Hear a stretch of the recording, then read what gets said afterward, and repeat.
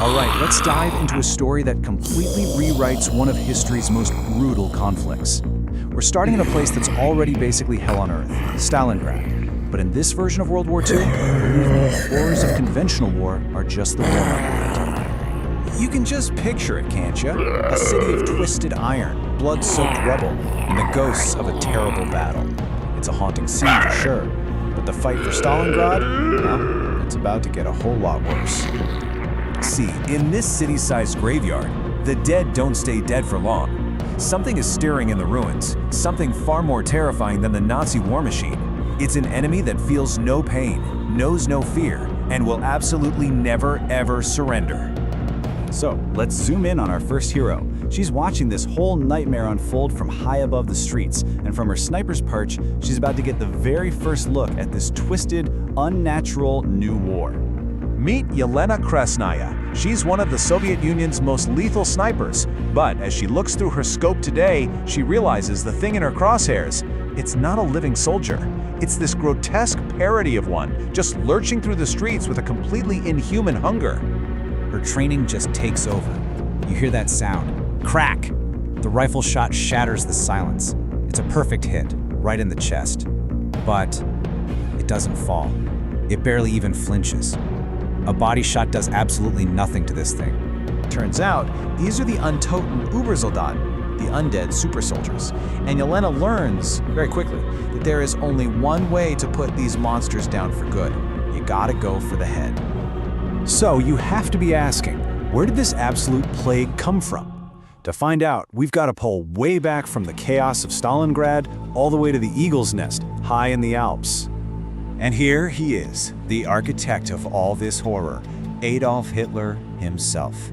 He's totally ignoring the warnings from his own scientists because he sees these monsters as his ultimate weapon. It's just a terrifying look into a mind that sees every human life, living or dead, as nothing more than fuel for his war. But, there's a logistical problem, a big one. An undead army needs bodies, and there just aren't enough dead soldiers on the battlefield to keep up with the production Hitler is demanding. So, where are they going to get more? The answer is just bone-chilling. Hitler's madness has no bottom. He's willing to sacrifice his own living soldiers to create his dead ones. This is no longer a battle for a city. This is becoming a battle for the soul of humanity itself. Okay, so what about the Allies? Well, they don't know the true horror of what's going on yet, but they know something's up. So a specialized American team is sent on a top-secret mission, parachuting right into the middle of this nightmare. Their mission sounds simple enough on paper, right? Get in, get proof of this new Nazi superweapon, and get out. But yeah, that plan goes out the window immediately. A chaotic parachute jump scatters the team all over the burning city, putting them face to face with the enemy before they can even find each other. And this is where our two stories slam into each other. Our lone Soviet sniper, Yelena, crosses paths with the scattered Americans when she saves their lead scientist, a Dr. Amanda Cooper, from being torn apart. So out of pure desperation, you get this tense, unlikely alliance. A Soviet sniper and an American spec ops team united against a common enemy that literally wants to eat them. Suddenly, politics don't matter anymore. All that matters is staying alive. And they learn the horrifying rules of this new war the hard way. When two of their own soldiers are bitten, they watch them turn. They realize a single bite is a death sentence. There's no cure. The only mercy you can show a friend who's been bitten is a quick bullet. So yeah, the whole intel mission, it's a complete catastrophe. The new objective is way simpler: escape. Just get out of Stalingrad alive. They have to fight their way through endless hordes of the undead to get to a promised evac point at the city airport. They make it. They can see their rescue plane, and then they just have to watch in horror as it's blown to pieces in a massive explosion. Just like that, they're stranded. The horde is closing in. It feels like all hope is lost. Or maybe not.